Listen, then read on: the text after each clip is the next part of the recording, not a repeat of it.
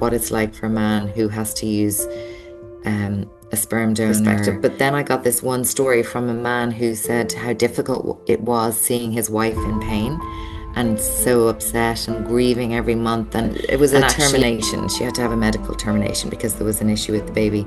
And so she had to give birth, but she didn't want to see the baby. She wanted nothing to do with it. But while she was on a beach in France, she started leaking milk. Her breasts became engorged. Her mother was diagnosed with cancer and then died. So she was dealing with immense grief. But at the same time, she was going through a fertility struggle.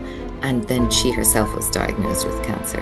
But of all of them, she said infertility was the worst. And so I thought, why are they not talking about this? Because had I known they'd been through those experiences, I wouldn't have felt so alone, or that there was something fundamentally wrong with me that they hadn't dealt with going through. And I realized actually there are other people going through this too. Having miscarriages, IVF, actually my story is not unusual. I started thinking about egg donation. After he was born, we were very keen to have another. So we got pregnant again immediately, and we waited for the inevitable miscarriage, but actually that baby stuck. And so I have a second child who is naturally conceived.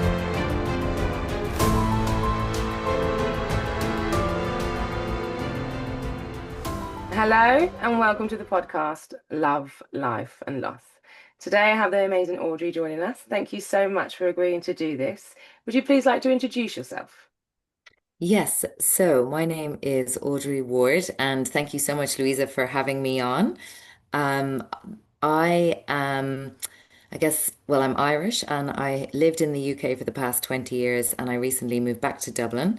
I trained as a solicitor, and then after a few years working in law firms and in-house roles, I went to work at the Sunday Times. And I spent 16 years there up until last summer. And I left to relocate to Dublin, but also to work on a book, The Waiting Room, which is coming out in May, or may have already come out by the time this is listened to. And it's a collection of stories for men and women, but predominantly there are more women in the book than men. And they range in age from 27 all the way up to 68. And they've written stories about all the different experiences that you can imagine in terms of infertility and baby loss. So everything from miscarriage to IVF to ectopic pregnancy, stillbirth, through to adoption, egg donation, sperm donation, childlessness not by choice, solo parenting, and yeah, male infertility stories. There's a chapter from men as well. And the reason I wrote the book and wanted to do this kind of project was because I had experience of struggling to have my children. I was 37 when I met my husband and had always wanted children, but just hadn't met the right person. And then we got engaged quite quickly and started trying for a baby quite quickly. And I got pregnant 6 months after trying, and then instantly thought, this is fantastic. I thought I would have issues because of my age, but everything's worked out. And told my family. And then at the 12-week scan, we were told there's no heartbeat. Um, Sorry, to go back, that was at the 7-week scan. We were told there's no heartbeat, which we were not too concerned about. They said, come back in a week. Sometimes we don't see the heartbeat. And then at the 8-week scan, they confirmed that I'd had a miscarriage. My body had shown no signs of it, of bleeding or anything like that. And then we tried again, got pregnant again.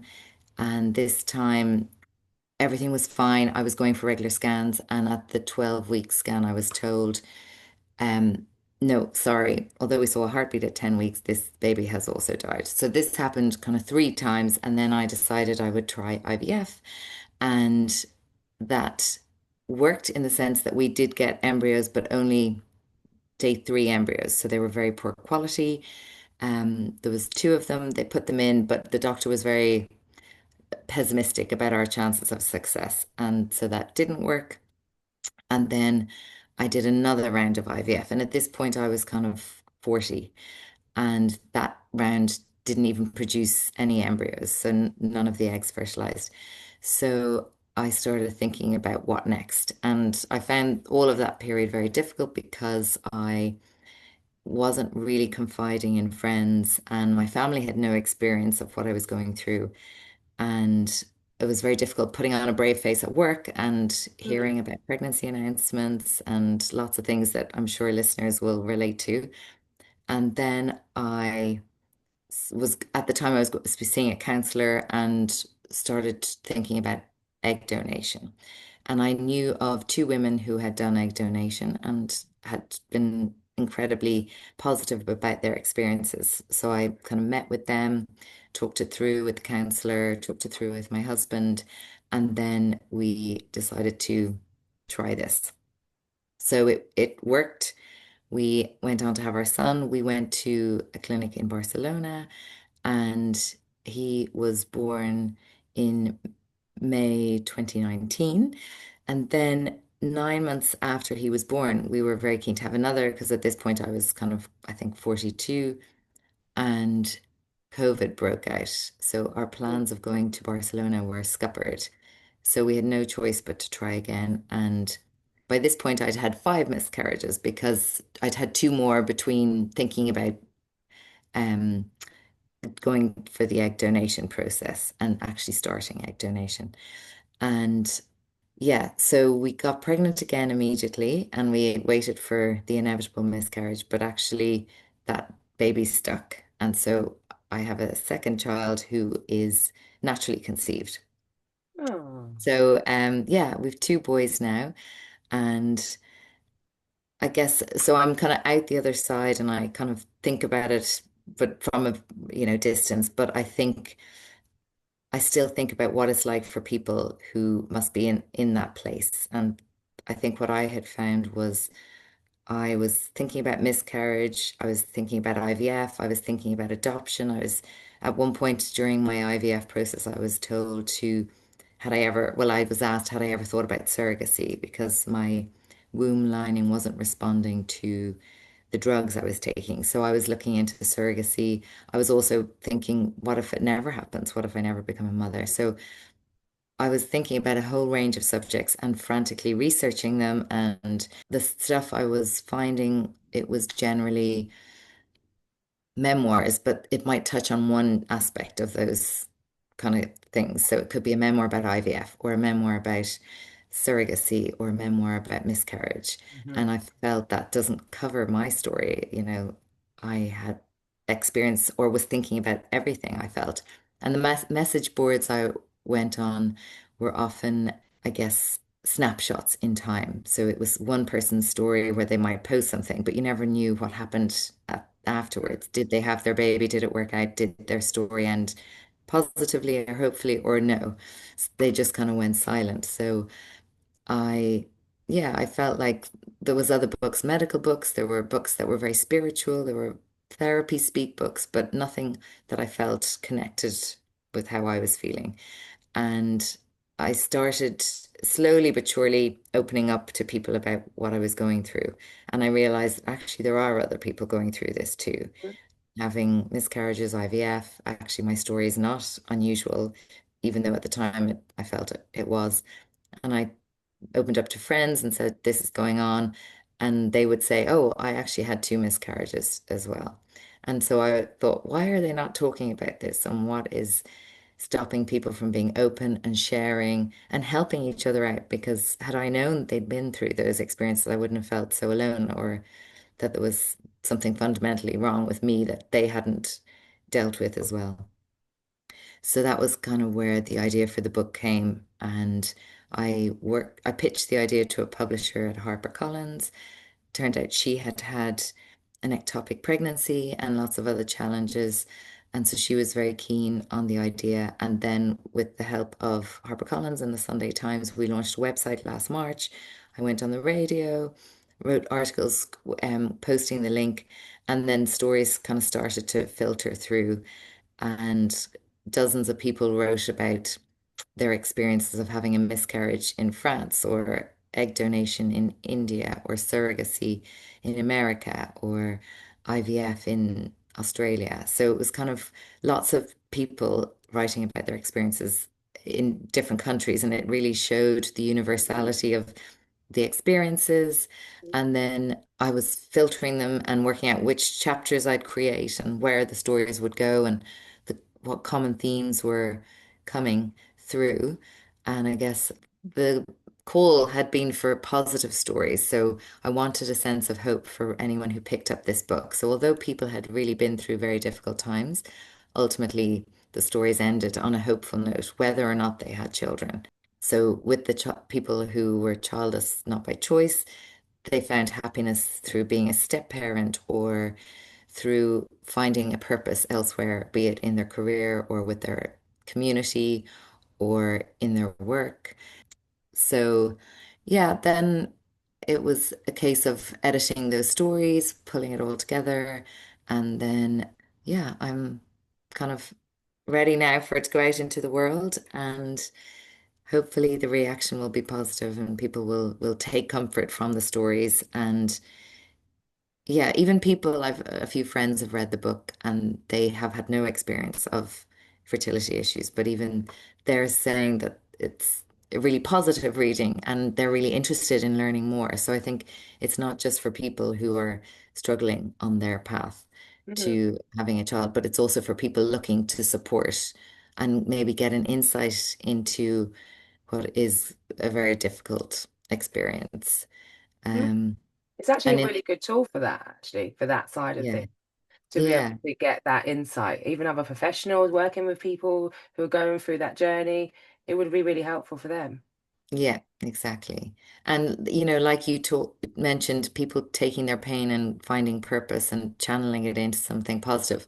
What I found throughout so many of the stories was the people who had had these difficult experiences were going into, I suppose, qualifying as therapists, fertility therapists, or devising fertility supplements or creating a website for anyone facing challenges. So a lot of people were taking what they'd been through and actually helping others in another way. Or, one woman wrote a book about the challenges she faced, and another woman came up with the idea of a book for any family that's lost a child, like a stillbirth. So yeah, it was interesting to hear about that common theme. There was also lots of people writing about the challenges they faced at work and Mm. how they were maybe passed over for a promotion or employers didn't quite support them in the way they should. There was another theme was the medical profession, some of the language that's used, some of the experiences people had, maybe feeling unsupported. So one story talks about how a woman wrote about how her mother was diagnosed with cancer and then died. So she was dealing with immense grief, but at the same time, she was going through a fertility struggle, and then she herself was diagnosed with cancer. So, she had three really horrendous things going on in her life, but of all of them, she said infertility was the worst because with cancer, Macmillan, the charity, supported her. When her mother died, the hospice rallied around her and the nurses really supported her and she was offered grief counseling. But when she was told, well, you're having fertility challenges, she was just left and she felt there was no one she could talk to and no one was reaching out to help her in the same way. So, yeah, the stories were very eye-opening.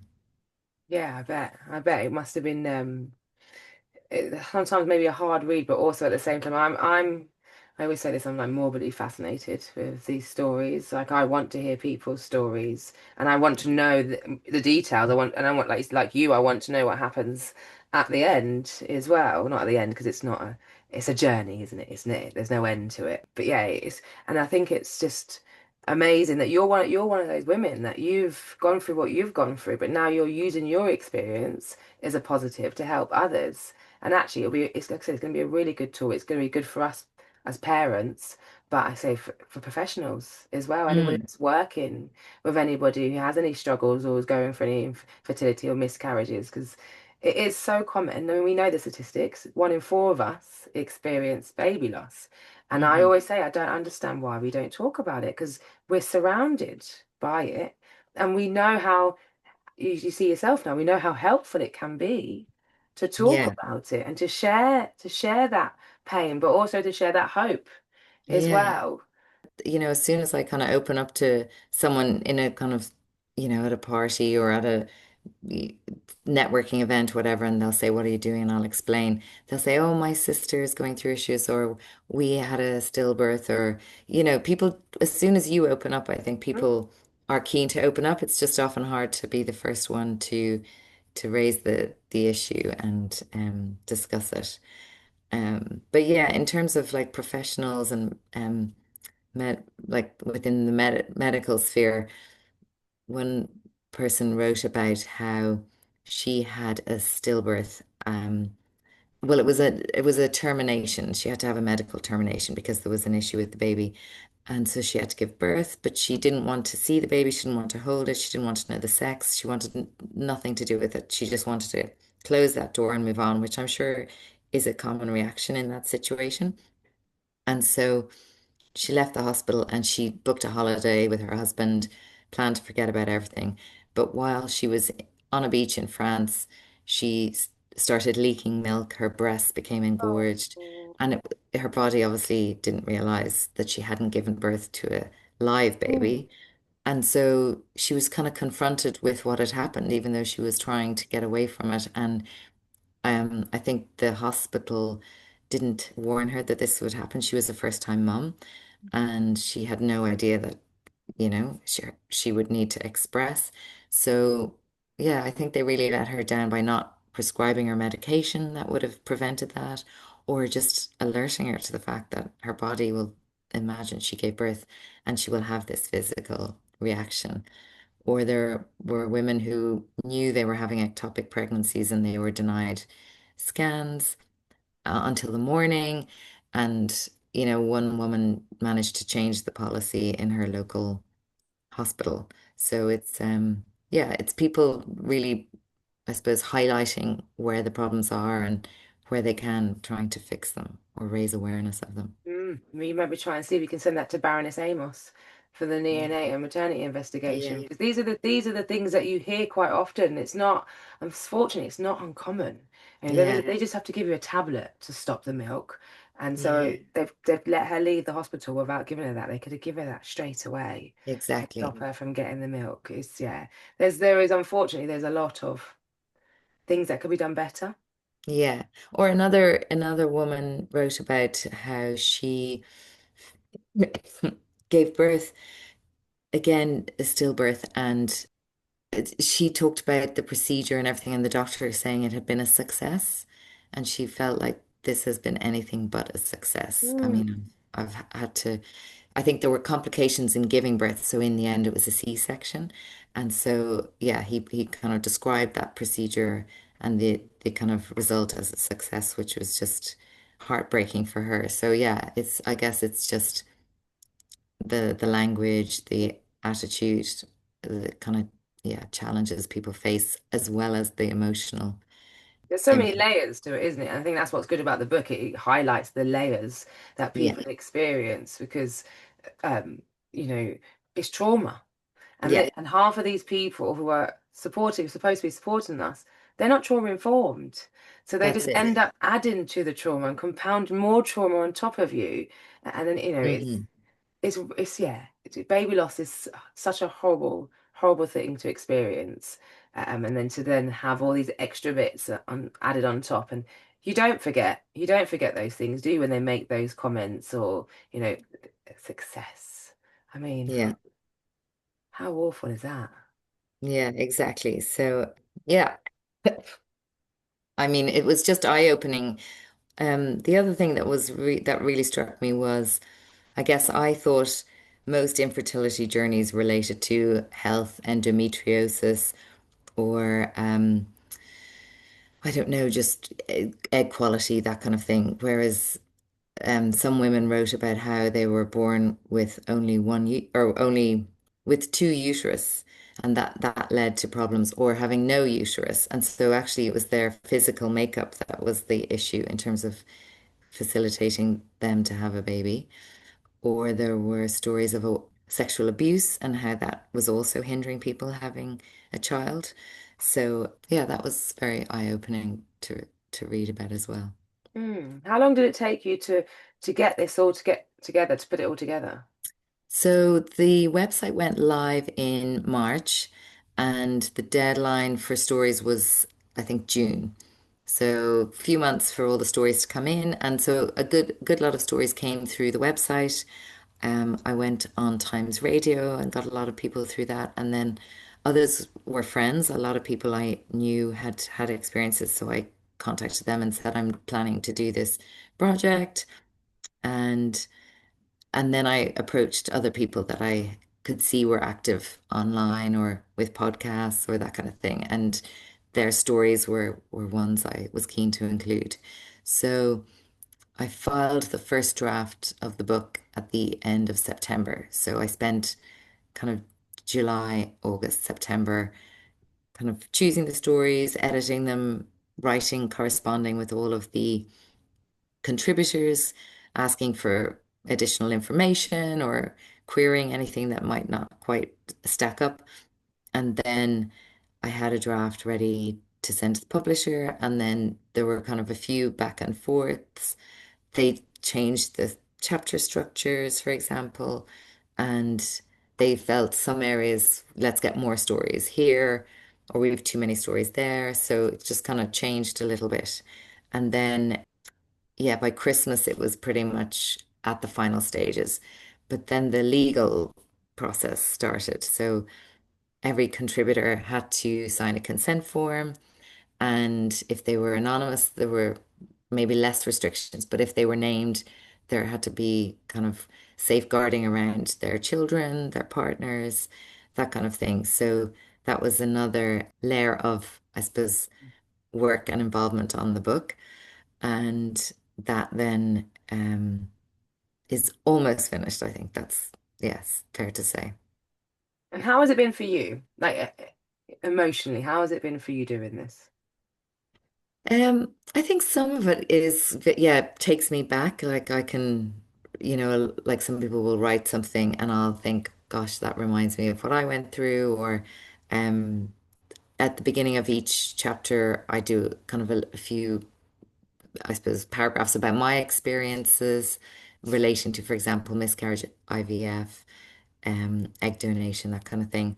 So yeah, there was like, putting myself in there and trying to be honest, but it was also hard. I'm used to being a journalist interviewing people.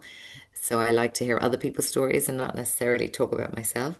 But I think what happened was at the Sunday Times, I was interested in people's fertility journeys because of what was going on in my life. And I can't remember the very first one I did, but for example, I interviewed Dustin Lance Black about surrogacy. He's the American screenwriter of the film Milk, which was Oscar nominated, and he's married to the Brit Tom Daly, and they have two boys through surrogacy. So was interested in his story. I interviewed Zara Phillips, and she talked about her experience of miscarriage and her everyone in the press had known she'd had one miscarriage, but in the interview with me, she talked about how she'd had two. And she also talked about how it was very difficult. Her miscarriage was so public because she'd just announced her pregnancy and then Oh, she had issues with the baby. So, and that story, I was really shocked because as we've discussed, miscarriage and baby loss and complications are so common. And yet, this story that Zara Phillips has talked about her miscarriage made headlines around the world. In Australia, they were reporting on this story. It was a big deal in the UK. And it was because it was the first time a member of the royal family had talked about miscarriage. okay. After that, Meghan Markle spoke about it, and then other, big names like Michelle Obama talked about her IVF journey. People like Lily Allen, Florence Welsh have talked about ectopic pregnancies and baby loss. So it's definitely shifted in a number of years, but I guess it still feels hard for people to share. So if you're in the public eye, you've got your script, you're made up and you can tell your story and you're used to public speaking, but for other people it's not so easy to talk. So I guess it was for those people that I felt the book was focused on because if they aren't talking to people, well, maybe by reading about other people, they'll feel a sense of connection.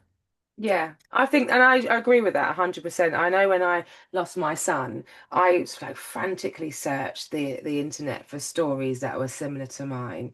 When I had my miscarriages, I didn't talk about it. I had three Yeah. consecutive miscarriages and I just didn't talk about it. And there was a handful of people that knew, and even the ones that did knew, we still didn't talk about it. That I dealt with completely different. But with my son, I think a bit like what you were saying before, because I was further down in the pregnancy and I gave birth to him, so people knew about him. So they then obviously knew when he passed.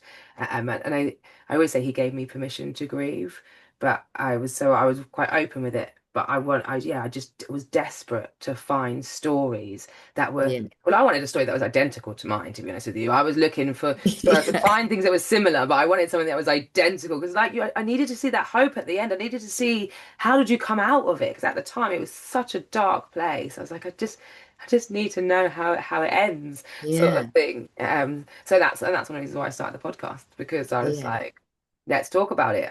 It's too hard. I need to talk about it, so just going to create a space so we can and invite others into it. So Yeah. Well, that's it. Like you say, I think when other people see someone whose journey was similar, it helps. And so for me, it was really interesting reading all these experiences where I could relate. And yeah, I mean, I think as well, there's people that I will have conversations with. I might not have gone through what they went through, and they might not have experience of what I went through, but I think you're kind of bonded by that sense of understanding and empathy that someone who maybe hasn't had an infertility journey can't quite understand. yeah, and there's things like even for myself, I've experienced loss, but my journey's been different to yours. And I remember interviewing Aisha, and she was the one who introduced us, and listening to her story. It wasn't until I spoke with her that I realized actually how much is involved when you do IVF, for example. Because it's not just about getting the eggs and doing all that stuff. It's all the drugs that you have to take, all the hormones, and then how that impacts your body and your emotional health as well, alongside that journey. And if you keep on going through, I mean, hers was a very long time, so it had a huge impact on her. But I think people don't even acknowledge that or even understand that. You don't even know that that's even a thing. And so for when you're at the workplace, for example, if you're managing somebody who's going through IVF, you really need to know what their experience is like a little bit because it will impact their work. There's no way it's not going to be able to impact their work at some point because it's impacting them physically and emotionally so much. So why would it not? So Yeah, yeah, I think it is really good to have these conversations. And like you said, you don't know that well, who else is going through it if we don't talk about it, and then you don't get that comfort either. yeah, or the understanding, or just a kind of a bit like I have because I was a lawyer. I've met with some legal friends recently, and one of them was talking about how lots of people on her team are going through IVF, and I think 3 out of 8 or something. And so she was like, "Would you come in and talk to us about the book and about, because we want to be seen to be supporting these women and they're going through a difficult time and it's hard for us, but if we can bring you in, then that shows them that we're, you know, listening to them, we're Mm. trying to comfort them. It's maybe very difficult for them, but just by showing solidarity with them, Yeah, that might help." it's really nice actually. That is actually a really Yeah. nice thing for them to do because not all employers are like that.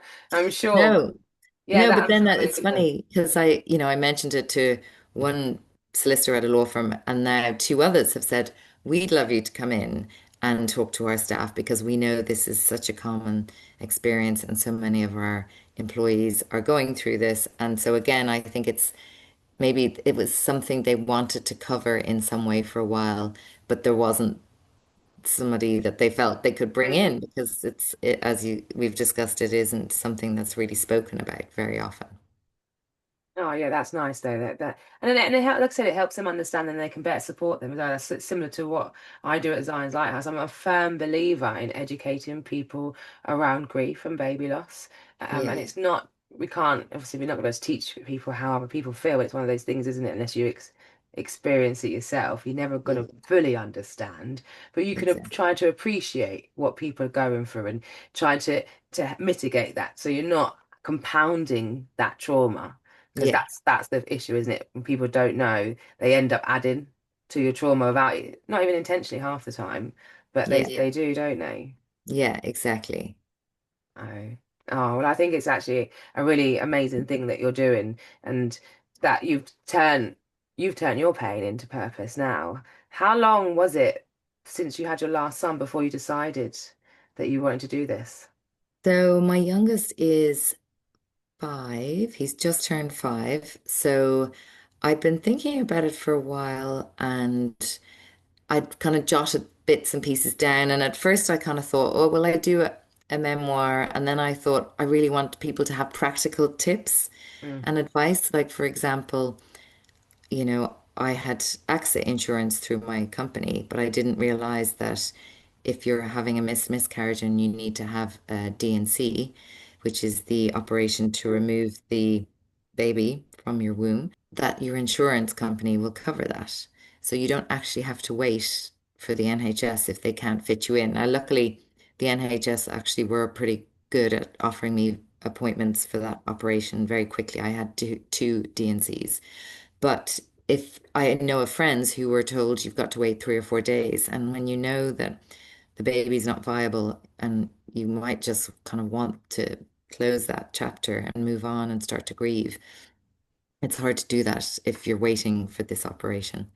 And so, yeah, I was able to say, a friend said, I'm having a miscarriage. What do I do? And I said, ring our insurance company because you don't need to wait days for the NHS if that's what's happening.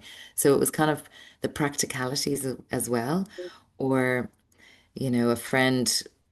a few friends have had miscarriages on airplanes, for example. And then one friend rang from the airport and said, like, I know you know people who this has happened to, what do I do? And so it was kind of saying to her, well, you know, you have to think about, do I get on that plane? Because one friend had her flight diverted because of her miscarriage, because she announced it to the air hostess and they called a doctor, and the doctors were worried that she might bleed out. And so the plane was diverted from its route to London and they ended up in Newfoundland or somewhere. So it's things like that if you're getting on this flight, you kind of need to think about the risks, but also, do you want to let the staff know if something's happening, or do you want to prepare and bring a bag full of pads just in case you're going to need more than you have and you're stuck on a plane, or um yeah, just the practicalities of some of the Yeah, things. I wouldn't even have entered my head about having a miscarriage on a plane, to be honest with you. Yeah. Yeah, that's actually really useful to know. So, Yeah. what else have you got, Audrey? Well, there's a lot of people who um, talk about supplements and the kind of benefit of supplements. I don't know if you'll have ever heard, but there's a woman called Rebecca Fett who wrote a book called It Starts with the Egg. And a few people have mentioned it. I had actually read it, and it's a really brilliant book if you are looking to try and improve your egg quality. And I didn't really believe that at my age it was possible to do that. So I probably didn't take it maybe as seriously as some people did.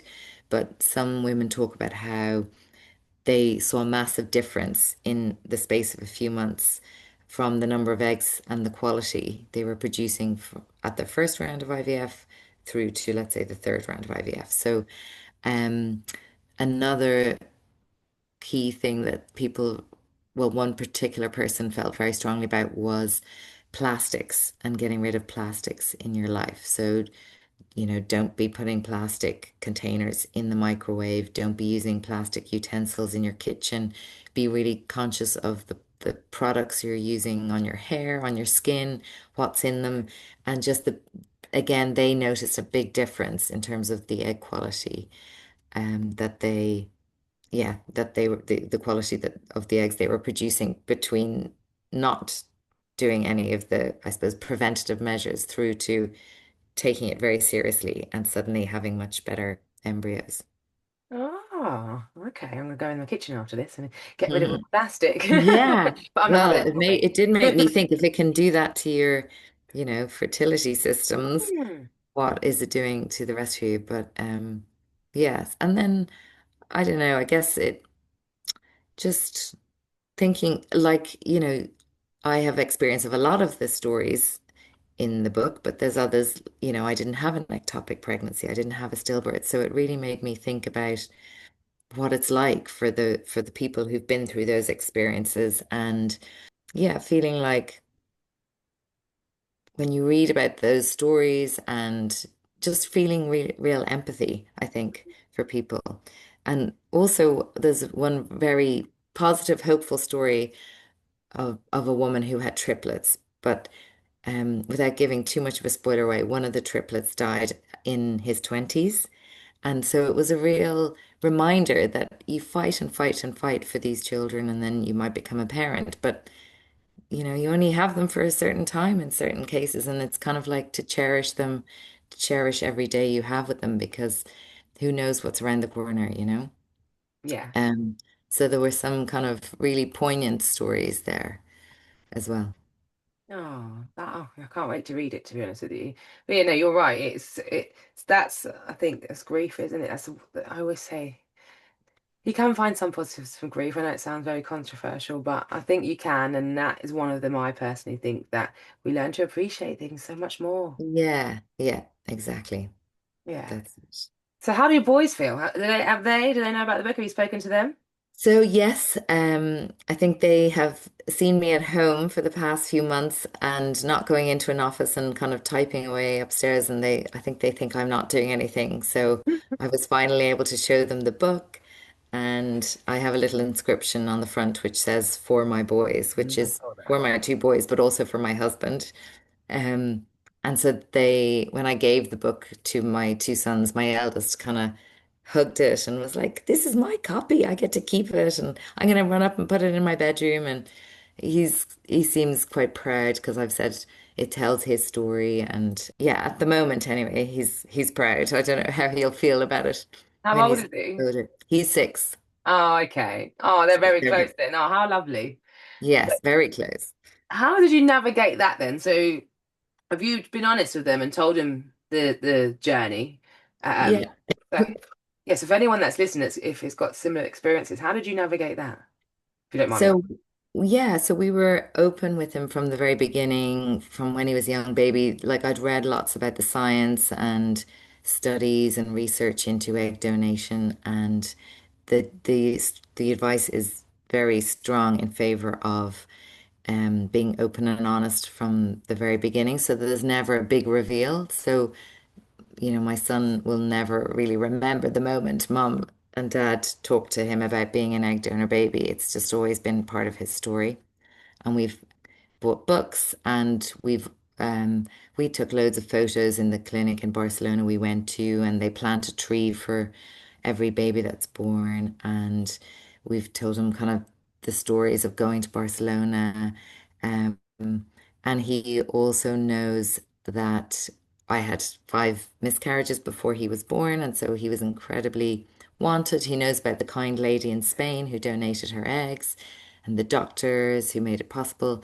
And he, one day, I think we kind of encouraged this story. I can't remember if it was kind of him who came up with it or us, but because his younger brother came along so quickly and unexpectedly during COVID when we couldn't actually go and get one of the other embryos, we have this story in our family that when he was in my tummy, he fixed all the broken eggs with oh, his magic wand, and that he is the reason we have our second son.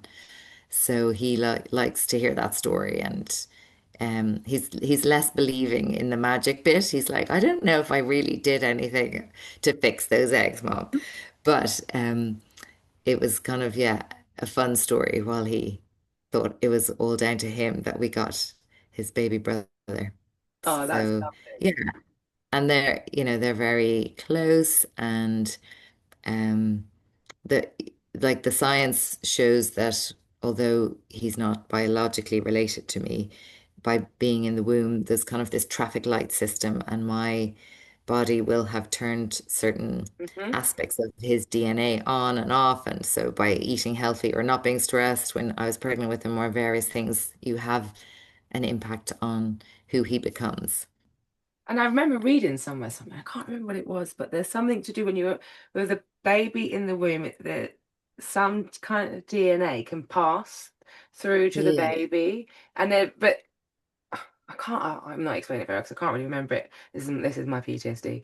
Um, but it was something to do with every pregnancy you have, we can extract some kind of DNA from that pregnancy, but then the pregnancies that come after can get a piece of that DNA as well. So like your youngest, for example, could have the DNA from all of your babies. That's what I always say about Yeah. my youngest. He's special because he's got a bit of everybody in him. Yeah, it's true. Yeah. Yeah.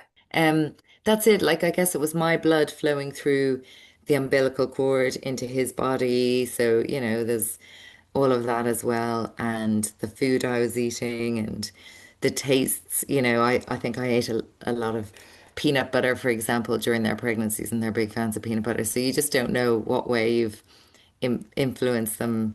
But there's a lot of stories from fathers who had sperm donors or from mothers who used egg donors. And, ultimately, I think one of the fathers talks about he was really concerned about the fact that he wasn't going to be biologically related to his child and how would this play out.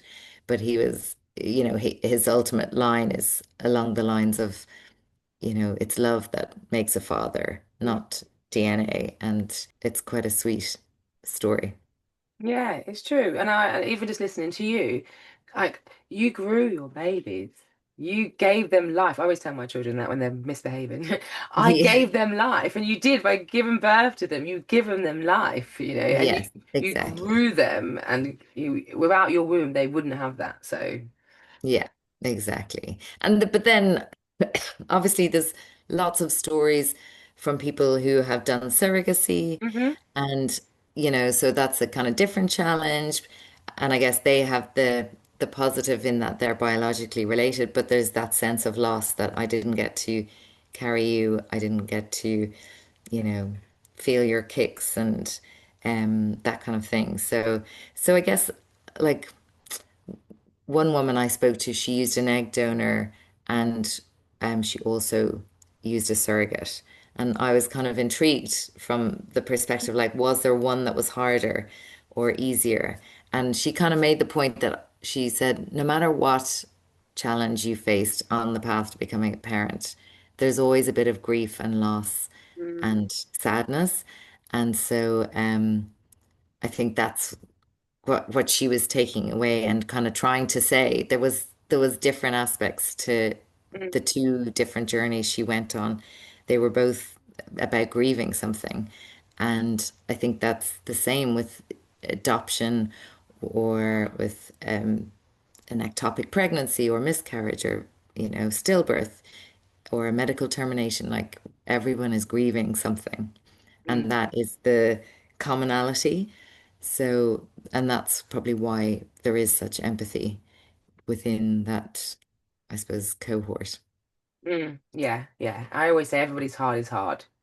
So, Yeah. everyone's journey is different. It will impact us. And I think what we tend to do quite often within the baby loss communities, we have a hierarchy. And I'm always trying to knock that down because we do. I did it to myself. I would just dismiss my miscarriages over losing Zion, whereas they both hurt me, but in different ways. And I was in different places at different times. So, and I'll often hear people, and it's just the other day I heard somebody say, well, my story's not as bad as yours. Well, no, no, no, don't do that. Let's stop there because we don't do that. Everybody's hard is hard. And I don't Yeah. know what your struggle was before you had that one pregnancy, or, it doesn't, you could be trying 10 years to fall pregnant and then fall pregnant once and lose your baby after 7 weeks. And that's going to be devastating for anybody. So, Yeah, exactly. yeah, I don't think we should do the hierarchy thing. Everyone's hard is hard. Yeah. I think that was, reading the miscarriage stories. People were, so full of grief and so descriptive in their emotions, and there was so much anger and heartache. And I guess when because I had been through miscarriage and then I moved on to IVF, that became the kind of Mm, painful part. That's the next step. So I'd almost moved beyond the miscarriages. And so it was just a reminder that for those people, that is the worst thing that happened to them, and it is so painful. And okay, I've moved on to the next stage where IVF became the most painful thing, and then it was kind of having to grieve not having a biological child. But it's kind of you move through these different stages. But if you're stuck in one stage and then you get your ending, that becomes the hard mm. journey that you had. Yeah, yeah, yeah. No, I agree. And how has your husband been throughout all this? Because you've got quite a lot, and so you know, just your husband, but you've got quite a lot of male perspectives as well, Yeah. which is quite surprising, to be honest with you, because I don't come across that many men that talk about their journey. Yeah, well, actually, I have a piece coming out on Sunday in the Sunday Times Style magazine, which is focused on the male perspective. And the piece is all about how we often read about women, but we very rarely hear about the men. So the men's chapter is really interesting in that a lot of them chose to be named, which was very heartening, and a lot of them are working in the male infertility space. So either through podcasts or through medical testing, through counseling. So yeah, I think a lot of them, like we talked about, are channeling their experiences into something positive and helping others. And the stories were quite eye-opening because I was thinking more about what it's like for a man who has to use a sperm donor, so it was kind of more from a medical perspective. But then I got this one story from a man who said how difficult it was seeing his wife in pain and Mm, so upset and grieving every month. And actually, he totally moved beyond being upset about maybe never having a child. And actually, what was heartbreaking for him was seeing someone he loved suffer. And it made me really think about, yeah, how hard it is for the men mm, to kind of stand by and watch someone they love go through all these procedures. And, it's their body at the end of the day under strain and being injected and taking the medication. And yeah, what a toll that takes on men as well. mm. Um, Yeah, I remember I got a little glimpse. It's not the same thing, but my niece had a baby last year, not last year now, the year before. Um, and she had a couple of complications while she was pregnant. And I remember going to the hospital to see her, and that feeling of feeling so helpless and not being able to do anything to help her or change the situation. I really didn't like it, and it was so alien for me because I was normally that one. I was her, always the pregnant one that everybody else was worrying about. And I think sometimes when you're going through it, you kind of just have like a tunnel vision, like I just need to get through to the end and try and block everything else out. yeah, Um, but when you're watching somebody go through that and being so helpless and not being able to do anything to help them or to change anything is really, really hard. I never realized. I looked at my sister and I was like, oh my God, I'm so sorry. Is this what I've put you through for the last yeah, 5 years? But yeah, yeah, it is really exactly. hard. And it's, for men, there aren't the forums or the books or the podcasts or the volume of, I suppose, resources out there that Mm, women can access. And also men just probably aren't as good as women in terms of opening up to each other. So, my husband was invited to a football game by the husband of another friend, and she had had a number of recurrent miscarriages. And so, I think that the feeling was, let's get the guys together. And we were encouraging them to go and have a talk and a drink and open up to each other. But I think they maybe just had one like, how are you doing? Oh, I'm okay. How are you doing? I'm okay. And they didn't really talk about it. It was just interesting. They both had similar like experiences, wives going through the same thing, but they just didn't engage on it. So I think it is so much harder for men to mm, open up. yeah. I Um, mean, often people don't even ask them. How are Yes, they? They tend exactly. to ask, how is she? Yeah, Rather than how are you? So I know with my exactly. husband that was a common thing. Like I said, I always say that there's only one friend that I remember asking him, how is he? Not how is Louisa, how are you? Yeah, So they don't even have the opportunity some of the time, I think, to even talk. So yeah. how did you meet these men? Where did you find them? Did they come from the website or?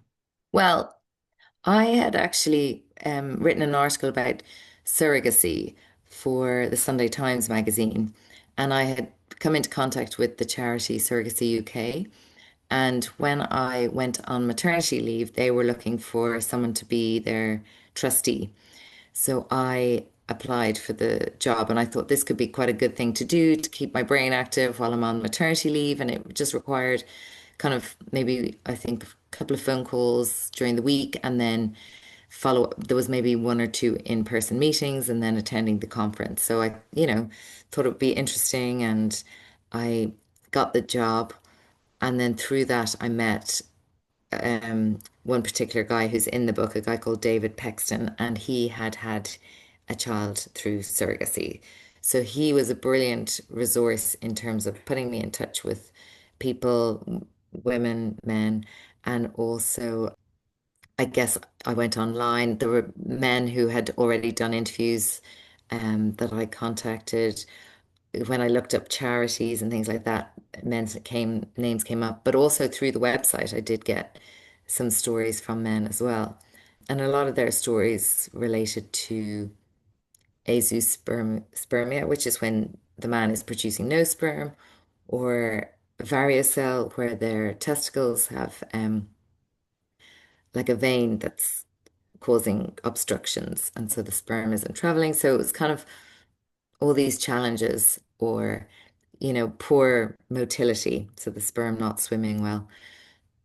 And yeah, I think it was very challenging for them going through those things. They talked about feeling less of a man, and feeling guilt and shame, and for this piece that I'm working on for the Sunday Times, or that I worked on, I interviewed an author who talks about how a lot of men feel the exact same emotions that a woman feels in their challenge to become a parent. So feeling depressed, feeling isolated, feeling lonely, feeling sad. And that, yeah, it's equivalent in terms of the emotion.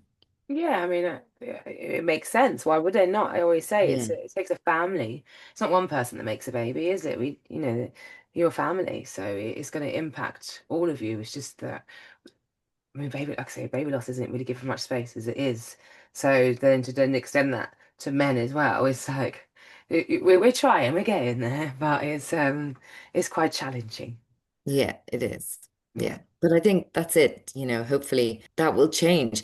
And I think there's a major benefit for women if it changes, because if men are more aware of, the risks of, I suppose, their weight, obesity, of taking testosterone, the importance of supplements, of sleep, of all that kind of stuff, the detrimental effect of smoking, then that will help the couple, and then the woman won't need to go through IVF, because often when there is an issue, it is the woman who's being, the one who has to have all these treatments, and it's her body that's kind of being put under strain. And even one woman wrote to me about how they just kind of like the doctors didn't really think to assess her husband. She went through Hmm.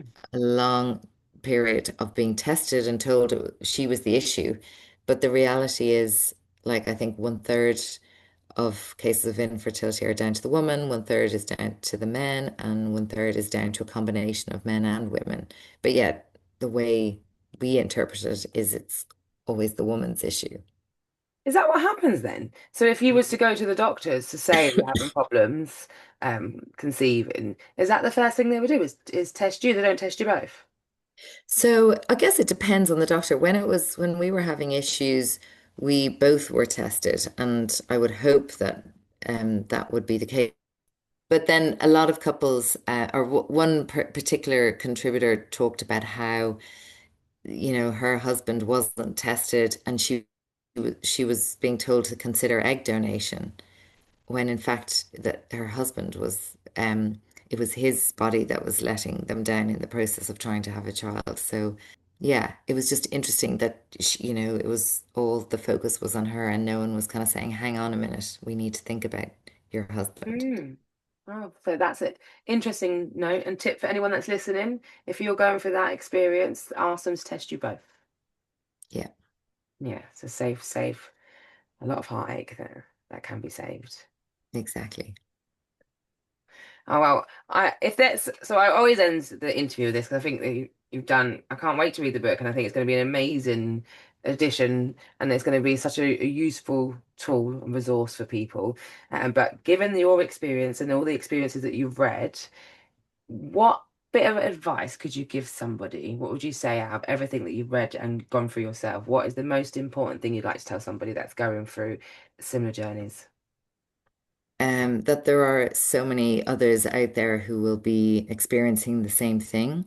And, don't be afraid to reach out and be open about it because, yeah, you'll probably be surprised at the response you get. And that's so true. And it's scary, isn't it? But once you say it the first time, you'll be surprised actually how much release you feel, and you'll be surprised at how many people will come and speak to you. I know when I became open and Yeah. honest, so many people would then, and I still do, and obviously the work that I do now, but yeah, so many people would come to me and tell me, and even people that I'd known for years, and they had their miscarriages or baby losses a long time ago. But because I'd been open about mine, then they then tell me about what happened to them in their past as well. Yeah. So it doesn't always have to be what's happening today. Yeah, exactly. Oh, well, thank you so much for coming on today. And so when is the book out and how can they get the book? Where can they find you? If you've got any socials or anything like that, please tell us so people can find you and get in touch. So the book is called The Waiting Room and it will be out on the 21st of May. And you can buy it on Amazon, I in bookshops, I do that. Waterstones. And um, if you want to reach out to me, my website is audreymward.com. And I'm also on Instagram with the same handle, I think. Okay. And what I'll do is I'll get, if you send me those details, I'll put them in Yeah. the comments for when we go live with this as well, so they'll be able to access it as well straight away. Amazing. Brilliant. Great. All right. Well, thank you so much, Louisa. And apologies again. I must be the only guest who's ever suggested a Friday night at 8:15. Oh, no But as problem. I say, it was because I had my hair done. I was like, my hair normally is like a pigsty on my head. Well, you look absolutely lovely, and I'm sure you always do. But no, thank you very much. Thanks, Louisa. Take care. You too. Bye now.